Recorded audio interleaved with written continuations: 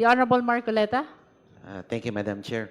Um, I take it to mean that despite the approval of the chair to allow Mr. Madriaga to leave the House premises, I'm still allowed to make a manifestation So long as regarding it the is witness. relevant to the subject matter of this impeachment hearing. Yes, ma'am. Thank you, Madam. You may proceed. Two manifestations, ma'am. Number one is to present public records as to the background of the witness. Just So- information about the witness.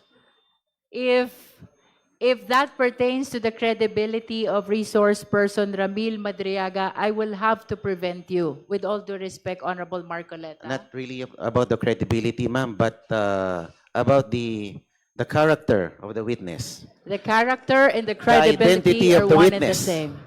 Yes, ma'am, if I may be allowed. And therefore, you are not allowed because character is credibility.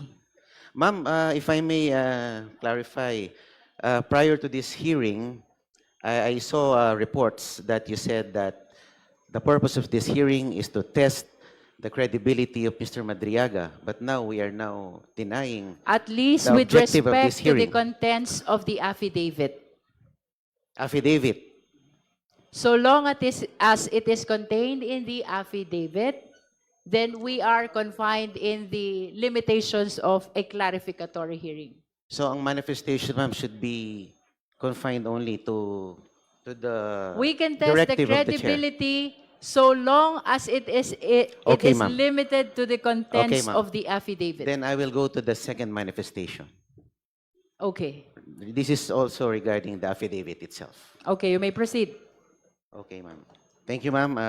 I have carefully reviewed the written testimony, and I am compelled, as member of this House and as a representative of the Filipino people, to formally place on the record observations that I believe this committee must confront before it receives, admits, or gives any weight to this document. The issues I will raise go not merely to credibility, but about the it is about the content of the affidavit itself. Number one, Madam Chair, I respectfully submit the following.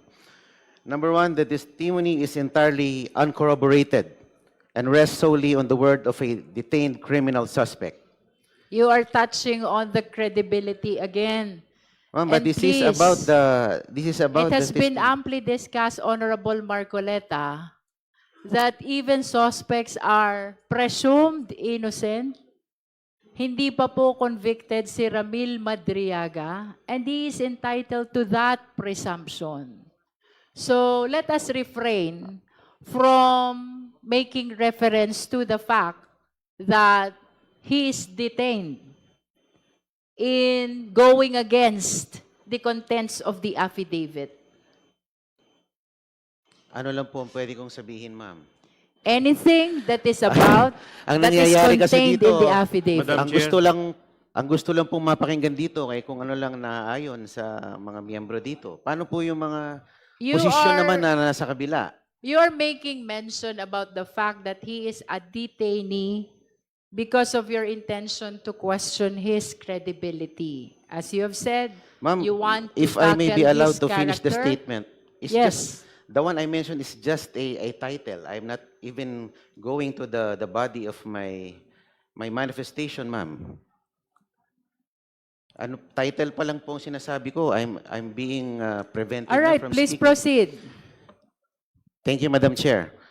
The written testimony makes sweeping and dramatic claims about alleged high-level private conversations between former President Rodrigo Duterte and others, including a purported agreement to use President Marcos merely as a political tool and unseat him by 2025, alleged plans to sabotage the administration of a sitting president, discussions about assassination by poisoning or other means, plans for a military coup and the siege of Malacanang Palace, and the witnesses' own alleged role in recruiting criminal syndicates, underworld gangs, and Mindanao mercenaries for a destabilization scheme.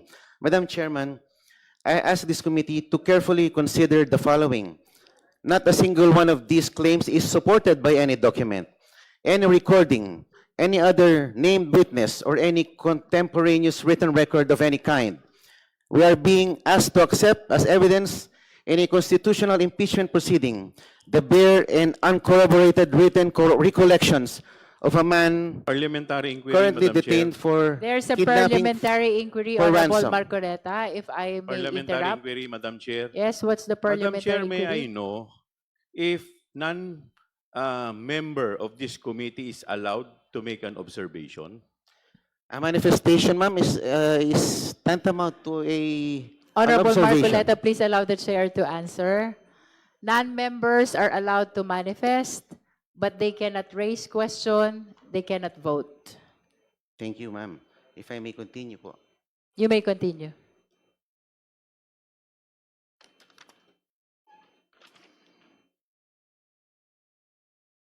We are being asked to accept as evidence in a constitutional impeachment proceeding the bare and uncorroborated written recollections of a man currently detained for kidnapping for ransom, a man whom the PNP anti-kidnapping group officially described as the leader of one of the most dangerous criminal syndicates in recent Philippine history.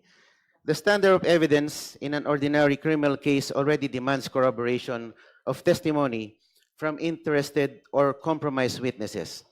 The standard in an impeachment proceeding, which carries the gravest of political and constitutional consequences, must demand no less and arguably demands far more. Number two, Madam Chair, the witness places himself as an active participant in the very conspiracy he described. Madam Chairman, I wish to draw the committee's attention to a point that I believe has not been sufficiently examined. This witness is not a passive observer of the events he describes. By his own written account, he is an active and willing participant in them. According to this written testimony, if I may read, Madam Chair, the witness claims he was personally consulted by the former President, Duterte, and offered strategic advice. He personally recommended the creation of a dedicated security unit for the Vice President and identified its headquarters. He claims he was given specific assignments to recruit civil groups, school clubs, fraternities, underworld criminal gangs, and syndicates as part of an alleged plan to destabilize the government. He describes having knowledge of and apparent proximity to discussions about assassinations, coups, and the assault of the presidential palace. Madam Chair, if we take this testimony at face value, then the man sitting before this committee is not merely a witness. He is, by his own admission, a co-conspirator in a criminal enterprise of the highest order.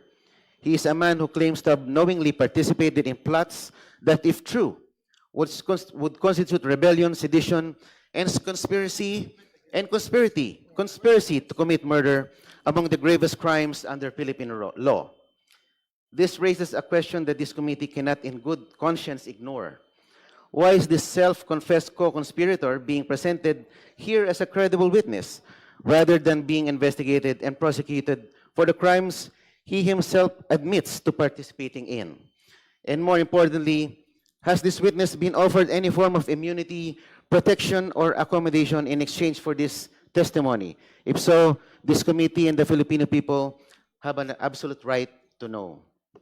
Ramil Madriaga stated earlier that his giving testimony to this committee is not in consideration of any offer coming from anyone. May I make a manifestation, Madam Chair? The Honorable Chua. Thank you, Madam Chair. Madam Chair, we are not accepting everything that Ramil Madriaga stated a while ago as gospel truth. We are here to make clarificatory question with respect to the affidavit that he executed. Now, that is for purposes of determination of probable cause. Now, the time will come, that is, pag papunta po tayo sa Senado, pag nagtuloy-tuloy na po sa trial, that is the time where we will test the credibility of the statement of the witness, which is Ramil Madriaga. There, during the hearing, pwede po siyang i-cross-examine ng mga abogado. At hindi po tayo ang magsasabi dito kung yung salita po niya ay totoo o hindi. Ang magsasabi po niyan ay yung mga senator judges na tatayong hukom sa Senado. Kaya ang trabaho lamang dito natin ay tingnan lang kung may probable cause. Kasi kung ang itetest na po natin yung credibility, that is already trial, Madam Chair. Kaya nga po kanina, lahat po ng mga miyembro, kung mapapansin po ninyo, halos nakatikim po ng objection sa ating Madam Chair dahil yung mga tanong po nila ay wala na sa affidavit at yun po ang tinatawag na proving question na. Kaya, Madam Chair, hindi po totoo na lahat po yun ay tinatanggap na po natin. Hindi po porke pinagbigyan natin si Ramil Madriaga na magsalita, ibig sabihin po yun na ang katotohanan. Malalaman po natin ang katotohanan pagdating po sa Senado. Maraming salamat po. Madam Chair. Madam Chair. Honorable De Lima, and then we go back to Honorable Marcoleta.